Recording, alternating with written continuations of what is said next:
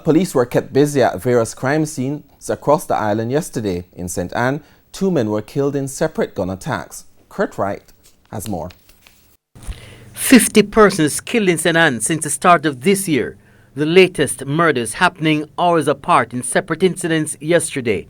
In the first incident, close to 1 o'clock Friday afternoon, Clifford Gallimore, otherwise called King, was shot and killed in Lower Buxton district of Brownstown. Police say he was standing near the Lower Buxton New Testament Church of God when a black Toyota motorcar drove up. Gunmen got out and shot him.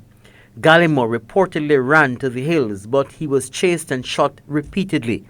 He was said to be wanted for questioning in relation to several murders committed in St. Anne. Meanwhile, in Mansfield Heights, Ocherias, the body of Tyrone McFarlane was found in his house with what appeared to be several bullet wounds at about 7:50 a.m. His brother said he went to the house after numerous failed attempts to reach him by phone. The back door to the one-bedroom house was kicked in and the deceased found lying on the floor with a machete in his hand. Kirk Wright, TVJ News. And the father and son were shot, one fatally in Williamsfield, Manchester yesterday.